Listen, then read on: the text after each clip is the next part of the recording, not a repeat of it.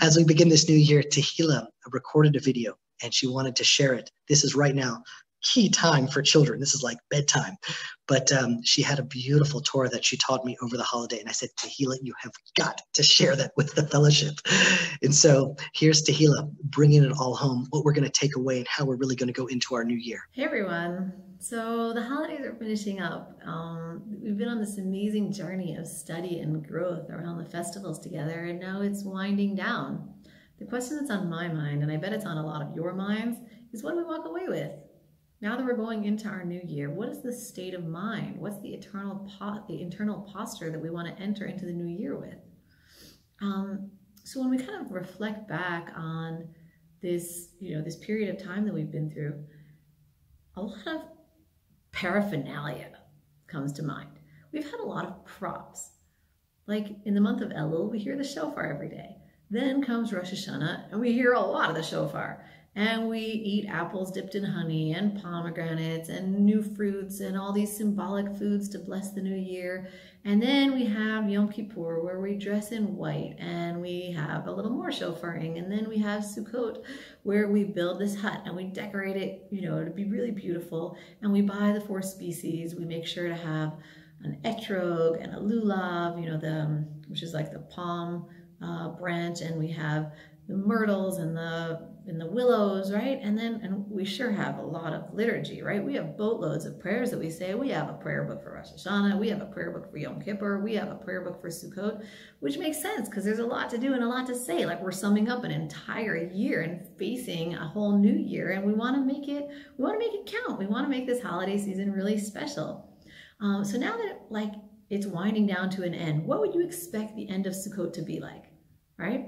Like if I was writing the book, I'll tell you what Sukkot would finish, like how Sukkot would finish. It would be this cool grand finale. I would have people bring their shofar and blow the shofar inside their sukkah while they're shaking their lulav and etrog and dipping apples in honey while dressed in white and eating pomegranates. That would be cool, right? It would bring together all of the different elements that we've been, symbolically using throughout the holiday season. But instead, what do we have? What do we have in reality? The last day of Sukkot is called Hoshana Rabbah. Now, not everybody knows about this, so if you missed it, don't despair, right? Just make a mental note for yourself. But on Hoshana Rabbah, we have a tradition going way back, before the oral Torah was even written down, going all the way back to the times of the prophets. What props do you have on the last day of Sukkot? Just your willow branch. You're supposed to take your willow branch and swack it. Isn't that funny? So you have your willow branch. Like out of all of the 4 species, the willow seems like the least impressive, that's for sure, right? If you go to a Jewish neighborhood before Sukkot, you'll see people seriously fretting over their etrog. Like people will have magnifying glasses and they'll be looking at it, trying to make sure there's no blemishes, and they'll be looking at their lulav to make sure that the end isn't floppy and that it's really, really perfect. And then people buy their willow branches and they come in this pre-packaged plastic thing. Nobody even cares. Like I've never even seen anybody open up their willow branches to check and see what they look like. And at the end of the day, at the end of Sukkot, we put aside our lulav, we put aside our etrog, and you take your willow. And if your willow wasn't much of a looker on the first day, it sure isn't by the end of the holiday. It's all kind of dried up. Look at this. It just falls off in your hand. It's really, really the most humble of all of the 4 species. And that's the one we hang out with on the last day of Sukkot. And if it wasn't tattered enough, you make it a little more tattered. To me, that symbolizes that after everything, what do we walk away with? What do we walk away with at the end of all of this? That it's just us standing in simplicity and with a humble heart before Hashem. After all of these experiences, the highest level is to just be able to stand before Hashem and know that we're in need of Him, and that we're not able, we're not self-sufficient. We're just like this willow, here today, gone tomorrow, flesh and blood, and just be able to stand in front of Hashem and say, look, this is me with all of my pluses and minuses, with my foibles and my shortcomings. This is who I am, and I'm standing before you and begging for mercy. Hashem, the willow, the sages teach us, is unique from the 4 species in that it has no smell and no taste. It's truly the most humble of all of them. Like the etrog has a smell and a taste. The myrtles and the lulavs either have a smell or a taste, but But they always say that the willow has neither of those. And that saying that I'm really, heard so many times, really this year took on a new meaning, because if you talk to any of your friends that have had corona, one of the most annoying symptoms of corona seems to be that people lose their sense of smell and sense of taste. It's as if Hashem is showing us more than ever before our fragility and how much we're dependent on him. My son told me something really interesting, a crazy fact, that if you took all of the corona cells in the world, they're so small that they wouldn't even fill a teaspoon.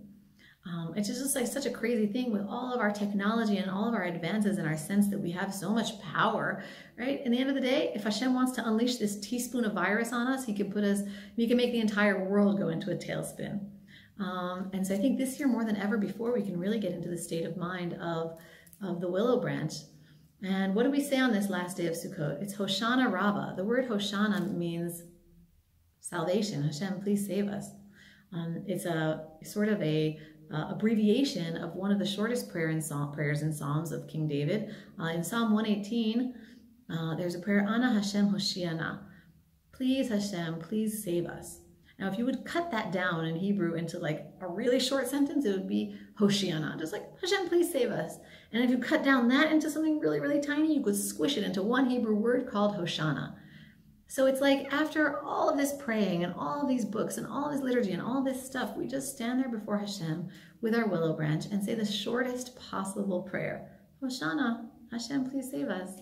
We just realize, Hashem, that we're totally dependent on you. There's an exercise that I did that was really meaningful to me on the last day of Sukkot. Maybe it'll resonate with some of you guys. You could feel free to borrow it.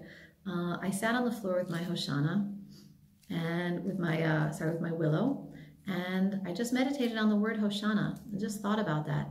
And first I just thought about it for myself. I said, Hashem, please save me. I thought about the places, closed my eyes and thought about the places in my life where I need Hashem to save me and to help me. And I said, Hashem, Hoshana, just this one word prayer, like, Hashem, I've finished all of the words in all of these books, but now I can just stand before you and say the simplest prayer as this simple person, Hoshana.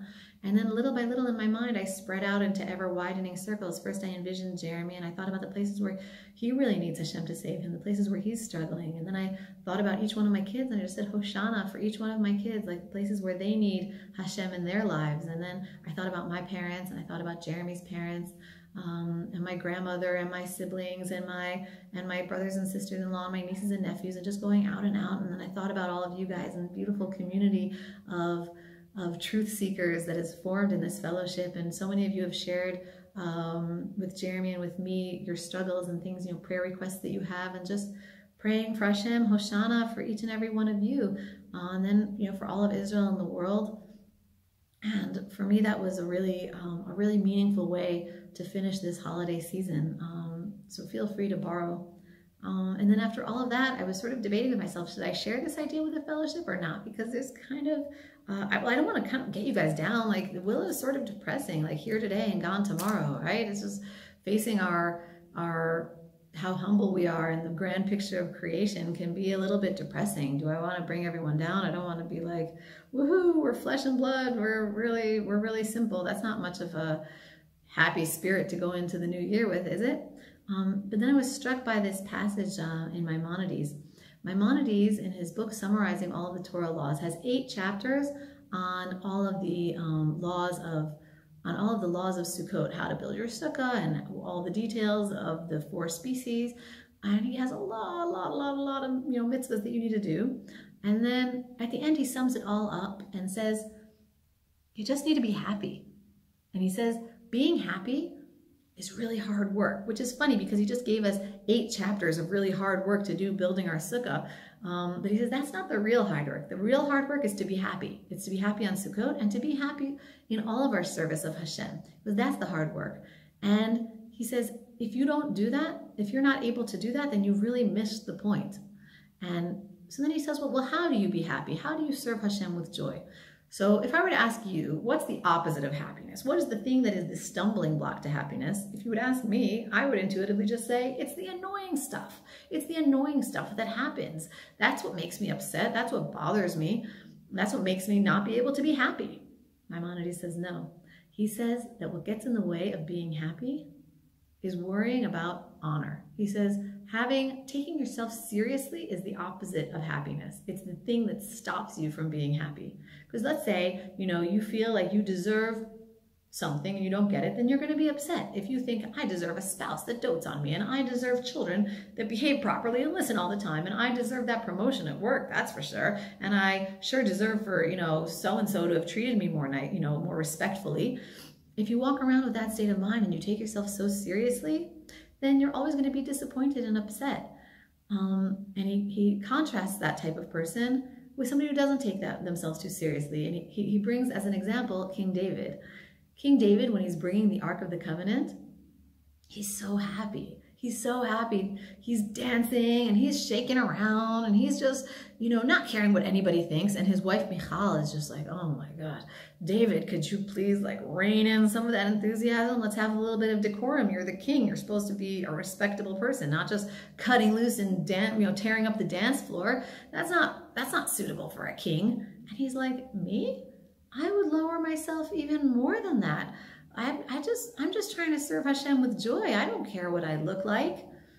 And so Maimonides brings David, ironically, David who has the most glory and honor in the eyes of Hashem. He brings David as the example of a person who just didn't take himself so seriously. He wasn't heavy about needing honor and needing respect.